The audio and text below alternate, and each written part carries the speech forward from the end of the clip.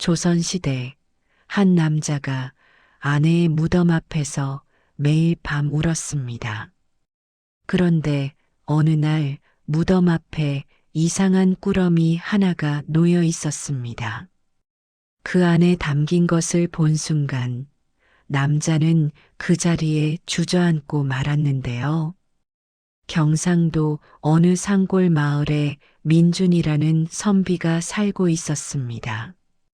민준은 어려서부터 글 공부에만 매진했던 사람으로 25이 되어서야 혼인을 했습니다. 그의 아내 은실이는 마을에서 손꼽히는 미인이었지만 그보다 더 아름다운 건 그녀의 마음씨였습니다. 가난한 선비와의 혼인을 기꺼이 받아들인 은실이는 남편이 과거 공부에 전념할 수 있도록 온갖 집안일을 도맡아 했습니다. 민준의 집은 초라한 초가집이었습니다. 지붕은 여기저기 새고 겨울이면 찬바람이 방 안까지 들이쳤습니다. 하지만 은실이는 한 번도 불평하지 않았습니다.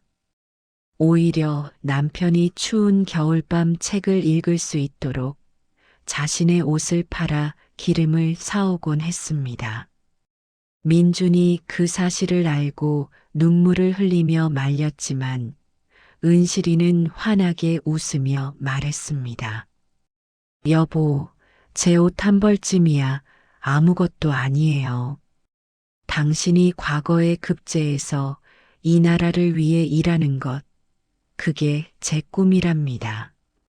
그러니 걱정 마시고 공부만 하세요. 민주는 그런 아내가 너무나 고마웠고 또 미안했습니다. 그래서 더욱 열심히 공부했습니다. 밤늦게까지 책을 읽고 새벽같이 일어나 글을 쓰고 때로는 며칠씩 잠도 제대로 자지 않으며 학문에 매진했습니다. 은실이는 그런 남편을 위해 새벽부터 일어나 아침상을 차렸고 밤이 깊어도 남편 곁을 지켰습니다. 그렇게 3년이 흘렀습니다.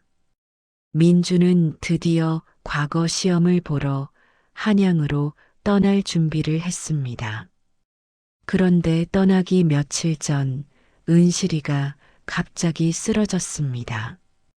평소에도 몸이 약했던 은실이었지만 이번에는 상태가 심각했습니다.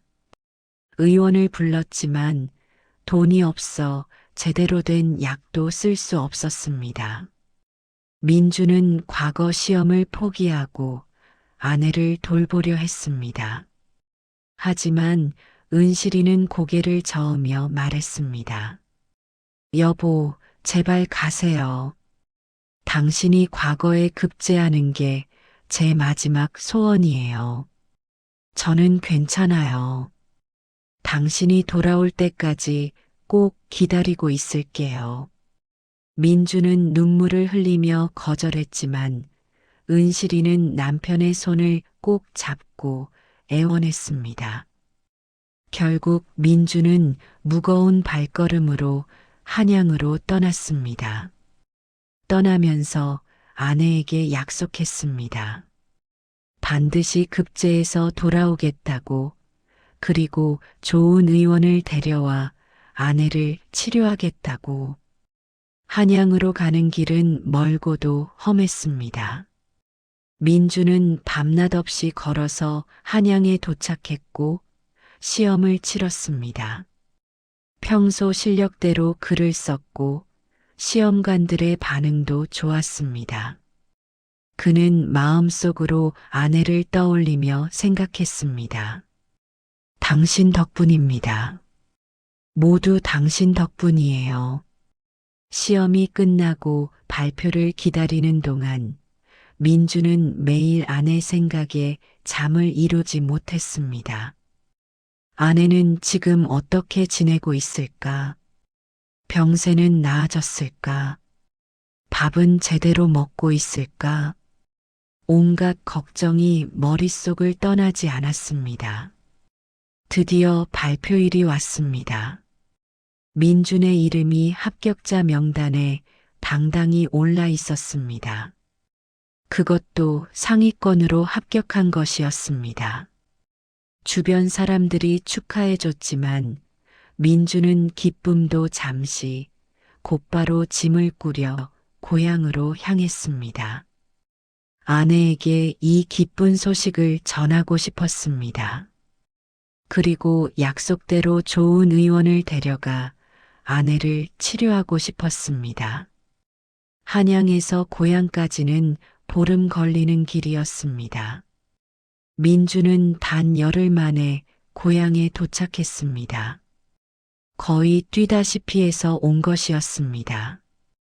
마을 입구에 들어서자 이웃 사람들이 민준을 보고 안타까운 표정을 지었습니다. 민준은 가슴이 철렁 내려앉았습니다. 집에 도착했을 때 민준이 본 것은 상여였습니다. 은실이는 민준이 떠난 지 일주일 만에 세상을 떠났다고 했습니다. 마을 사람들이 장례를 치러주고 있었지만 아직 땅에 묻지는 않고 민준을 기다리고 있었던 것입니다. 민준은 아내의 관 앞에 무릎을 꿇고 통곡했습니다. 머리를 땅에 찌우며 자신을 원망했습니다. 왜 과거 시험 따위에 연연했을까? 아내 곁을 지켰어야 했는데 합격이 뭐가 중요한가? 아내를 살리지 못했는데 이웃들이 민준을 위로했습니다. 은실이가 마지막까지 남편 걱정만 했다고, 남편이 꼭 급제하기를 빌었다고, 자신은 괜찮다며 웃으려 애썼다고 전했습니다. 그 말을 들은 민주는 더욱 가슴이 찢어지는 것 같았습니다. 장례를 치르고 은실이를 뒷산에 묻었습니다. 민주는 매일 아침 저녁으로 아내의 무덤을 찾아갔습니다. 무덤 앞에 앉아 아내와 대화를 나누고 눈물을 흘리고 자책했습니다. 관직도 마다했습니다. 무슨 낯으로 벼슬을 하겠습니까? 아내를 살리지 못한 자신이 어떻게 다른 사람들을 위해 일할 수 있겠습니까? 그렇게 한 달이 지났습니다. 어느 날 밤 민주는 또 무덤 앞에서 밤을 새우고 있었습니다. 달빛이 유난히 밝은 밤이었습니다. 민준이 아내를 그리워하며 울고 있을 때 문득 무덤 옆에 무언가가 놓여 있는 것을 발견했습니다. 작은 보자기에 쌓인 꾸러미였습니다. 민주는 이상하게 여기며 그것을 집어들었습니다. 보자기를 풀어보니 그 안에는 새로 지은 옷 한 벌과 편지 한 통이 들어 있었습니다. 옷은 남자 옷이었는데 바느질이 매우 정교했습니다. 민주는 그 옷을 보자마자 알았습니다. 아내의 손길이라는 것을. 떨리는 손으로 편지를 펼쳤습니다. 달빛 아래에서 아내의 글씨가 또렷이 보였습니다. 여보, 이 편지를 읽고 계신다면 당신은 이미 과거에 급제하셨겠지요. 축하합니다, 여보. 정말 축하해요. 당신이 합격하리라는 걸 저는 조금도 의심하지 않았답니다. 당신은 그럴 만한 사람이니까요. 이 옷은 제가 당신을 위해 마지막으로 지은 옷이에요. 당신이 한양으로 떠나고 나서 시작했어요. 몸이 아팠지만 당신이 관직에 나갈 때 입을 옷이 없으면 안 되잖아요. 그래서 밤낮으로 바느질을 했답니다. 한 땀 한 땀 정성을 다해서요. 바느질을 하면서 당신을 생각했어요. 당신이 이 옷을 입고 관청에 나가는 모습, 백성들을 위해 일하는 모습, 훌륭한 관리가 되어 임금님께 충성하는 모습을 상상했어요. 그 생각만으로도 행복했답니다. 여보, 제발 슬퍼하지 마세요. 저는 당신 덕분에 정말 행복했어요. 비록 가난했지만 당신과 함께한 시간은 제 인생에서 가장 빛나는 순간이었어요. 당신의 아내가 될 수 있어서 감사했어요. 그리고 미안해요. 약속을 지키지 못해서요. 당신이 돌아올 때까지 기다리지 못해서요. 하지만 여보, 저는 지금도 당신 곁에 있어요. 이 옷 속에, 이 글씨 속에, 그리고 당신의 마음 속에 영원히 살아있을 거예요. 부탁이 있어요. 제발 다시 일어나 주세요. 당신의 재능을 세상을 위해 써주세요. 그게 제 마지막 소원이에요. 당신이 훌륭한 관리가 되어 백성들을 돕는 것, 그것이 저를 진정으로 기쁘게 하는 일이랍니다. 저를 잊지 말아주세요. 하지만 저 때문에 슬픔 속에만 갇혀 있지는 말아주세요. 당신은 살아야 해요. 저를 위해서라도 잘 살아주세요. 사랑해요, 여보. 처음 만난 날부터 마지막 순간까지, 그리고 영원히 당신을 사랑해요. 편지를 다 읽은 민주는 그 자리에 주저앉았습니다. 옷을 가슴에 꼭 안고 소리 없이 울었습니다. 아내가 죽어가면서도 자신을 위해 옷을 지었다는 사실이 마지막 순간까지 자신을 걱정했다는 사실이 너무나 가슴 아팠습니다. 그날 밤 민주는 결심했습니다. 아내의 마지막 소원을 이루어 주기로, 더 이상 슬픔에 빠져 있지 않기로, 아내가 그토록 바랐던 훌륭한 관리가 되기로. 다음 날 민주는 아내가 만들어준 옷을 정성스럽게 개어 보관했습니다. 그리고 한양으로 올라가 관직을 받았습니다. 처음 부임한 곳은 가난한 백성들이 많이 사는 지역이었습니다. 민주는 그곳에서 백성들을 위해 헌신했습니다. 억울한 일을 당한 사람들의 편에 섰고 가난한 사람들을 도왔으며 부패한 관리들과 맞서 싸웠습니다. 백성들은 민준을 청백리라 불렀습니다. 민주는 단 한 푼도 부정한 돈을 받지 않았고 자신의 봉급도 어려운 사람들을 돕는 데 썼습니다. 그렇게 살면서도 마음 한편에는 늘 아내가 있었습니다. 세월이 흘러 민주는 높은 관직에 올랐습니다. 임금도 그의 충성과 능력을 인정했습니다. 하지만 민주는 재혼하지 않았습니다. 주변에서 아무리 권해도 고개를 저었습니다. 그의 마음 속에는 오직 은실이만 있었습니다. 매년 은실이의 기일이 되면 민주는 아무리 바빠도 고향으로 내려갔습니다. 아내의 무덤 앞에 앉아 한 해 동안 있었던 일들을 이야기했습니다.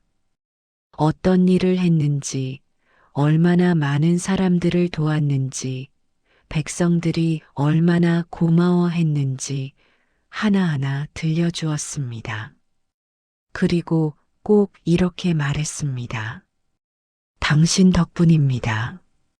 모든 게 당신 덕분이에요. 당신이 없었다면 저는 아무것도 아니었을 거예요. 당신의 사랑이 저를 여기까지 오게 했어요. 민준이 60이 되던 해 임금은 그에게 큰 상을 내렸습니다. 평생 나라와 백성을 위해 헌신한 공로를 인정한 것이었습니다. 민주는 그 상을 받고 고향으로 돌아왔습니다. 그리고 아내의 무덤 앞에 그 상을 놓았습니다. 당신 거예요. 이건 모두 당신 것이에요. 제가 받은 모든 영광은 당신 덕분이니까요. 그날 밤 민주는 평소와 같이 무덤 앞에서 밤을 새웠습니다. 달빛이 밝았습니다. 그날도 어김없이 아내가 지어준 옷을 입고 있었습니다. 수십 년이 지났지만 여전히 소중히 간직하고 있던 그 옷이었습니다. 잠이 들었을까요? 민주는 꿈을 꾸었습니다. 젊은 시절의 은실이가 나타나 환하게 웃고 있었습니다. 그녀는 민준의 손을 잡으며 말했습니다. 수고했어요, 여보. 정말 수고 많았어요. 당신이 자랑스러워요. 민주는 아내를 꼭 안았습니다. 그리고 말했습니다. 당신을 만나서 행복했어요. 당신의 사랑 덕분에 의미 있는 삶을 살 수 있었어요. 고맙습니다. 정말 고마워요. 다음 날 아침 마을 사람들이 민준을 발견했을 때 그는 아내의 무덤 앞에서 평화로운 얼굴로 세상을 떠나 있었습니다. 손에는 아내의 편지를 꼭 쥐고 있었고 몸에는 아내가 지어준 옷을 입고 있었습니다. 마치 아내를 만나러 가는 것처럼 행복한 미소를 띤 채로 마을 사람들은 민준을 은실이의 무덤 옆에 묻어주었습니다. 두 사람이 죽어서라도 함께 있기를 바라는 마음에서였습니다. 그리고 그들의 이야기는 마을에서 마을로, 세대에서 세대로 전해졌습니다. 진정한 사랑은 죽음도 이길 수 있다는 것, 한 사람을 향한 순수한 마음이 얼마나 큰 힘을 발휘할 수 있는지를 보여주는 이야기로 말입니다. 세월이 흘러 그들의 무덤 위에는 커다란 나무 두 그루가 자라났습니다. 신기하게도 두 나무의 가지는 서로를 향해 뻗어나가 하나로 엮였습니다. 마을 사람들은 그 나무를 부부송이라 불렀습니다. 그리고 사랑하는 사람과 헤어진 이들, 슬픔에 빠진 이들이 그 나무 아래에 와서 기도하면 위로를 받는다는 이야기가 전해졌습니다. 지금도 그 마을에 가면 두 그루의 소나무가 서로 껴안듯 자라고 있다고 합니다. 바람이 불면 두 나무의 잎이 부딪혀 마치 속삭이는 것 같은 소리를 낸다고 합니다. 사람들은 말합니다. 그건 민준과 은실이가 나누는 사랑의 속삭임이라고. 은실이가 남긴 마지막 선물, 그 옷 한 벌은 민준의 삶을 바꿨습니다. 슬픔을 딛고 일어서게 했고 더 나은 사람이 되게 했으며 수많은 사람들을 돕는 힘이 되었습니다. 그것은 단순한 옷이 아니었습니다. 한 여인의 사랑과 희생, 그리고 남편을 향한 깊은 믿음이 담긴 선물이었습니다. 어쩌면 우리 모두에게도 누군가의 사랑이라는 선물이 있는지도 모릅니다. 눈에 보이지 않을 수도 있고 당장은 그 의미를 깨닫지 못할 수도 있습니다. 하지만 분명한 것은 진심으로 누군가를 사랑하고 사랑받았던 경험은 우리를 더 나은 사람으로 만든다는 것입니다. 민준과 은실이의 이야기는 이렇게 우리에게 묻습니다. 당신은 누군가를 위해 무엇을 남기고 싶습니까? 그리고 누군가의 사랑을 어떻게 기억하고 있습니까? 사랑하는 사람을 위한 마지막 선물. 그것은 물질이 아닐 수도 있습니다. 따뜻한 말 한마디, 진심 어린 편지 한 통, 혹은 그 사람을 위해 살아온 시간 그 자체일 수도 있습니다. 중요한 것은 그 안에 담긴 진심입니다. 은실이는 죽어가면서도 남편을 위해 바느질을 했습니다. 손가락에 피가 나도 숨이 가빠도 그녀는 멈추지 않았습니다. 왜냐하면 사랑했으니까요. 그것이 그녀가 남편에게 줄 수 있는 마지막 선물이었으니까요. 민주는 그 선물을 평생 간직했습니다. 그리고 그 사랑에 보답하기 위해 최선을 다해 살았습니다. 아내가 바랐던 사람이 되기 위해, 아내가 자랑스러워할 삶을 살기 위해 노력했습니다. 우리는 이 이야기에서 무엇을 배울 수 있을까요? 사랑은 주는 것이라는 것, 진정한 사랑은 상대방의 행복을 바라는 것이라는 것, 그리고 사랑하는 사람을 위한 희생은 결코 헛되지 않다는 것을 배울 수 있습니다. 또한 우리는 상실의 슬픔을 어떻게 극복해야 하는지도 배울 수 있습니다. 민주는 아내를 잃고 깊은 슬픔에 빠졌지만 결국 그 슬픔을 딛고 일어섰습니다. 아내의 마지막 바람을 이루기 위해서였습니다. 그는 슬픔을 잊은 것이 아니라 슬픔을 힘으로 바꾼 것입니다. 이것이 바로 죽은 자가 산 자에게 주는 가장 큰 선물인지도 모릅니다. 슬픔 속에서도 의미를 찾고 상실 속에서도 사랑을 기억하며 그 사랑을 원동력 삼아 더 나은 삶을 살아가는 것 말입니다. 조선시대 한 마을에서 시작된 이 이야기는 수백 년이 지난 지금도 우리에게 울림을 줍니다. 시대가 바뀌고 세상이 변해도 사랑의 본질은 변하지 않기 때문입니다. 누군가를 진심으로 사랑한다는 것, 그 사랑을 위해 자신을 내어준다는 것, 그리고 그 사랑을 평생 간직한다는 것의 의미는 예나 지금이나 같습니다. 당신에게도 소중한 사람이 있습니까? 그 사람을 위해 무엇을 하고 있습니까? 혹시 당신도 누군가의 마지막 선물을 받은 적이 있습니까? 그렇다면 그 선물의 의미를 되새겨 보시기 바랍니다. 그 안에는 분명 말로 다 표현할 수 없는 사랑과 진심이 담겨 있을 것입니다. 민중과 은실이의 이야기는 우리에게 말합니다. 사랑은 영원하다고, 진심은 결코 사라지지 않는다고, 그리고 우리가 사랑했던 사람들은 비록 곁을 떠났어도 우리 마음속에서 영원히 살아있다고. 그러니 오늘 당신 곁에 있는 사람들에게 사랑한다고 말해보세요. 너무 늦기 전에, 후회하기 전에. 그리고 당신을 사랑했던 사람들의 마음을 기억하세요. 그들이 당신에게 남긴 선물이 무엇인지 생각해 보세요. 그것이 물건이든 말이든 추억이든 그 안에 담긴 사랑만큼은 영원히 당신과 함께할 것입니다.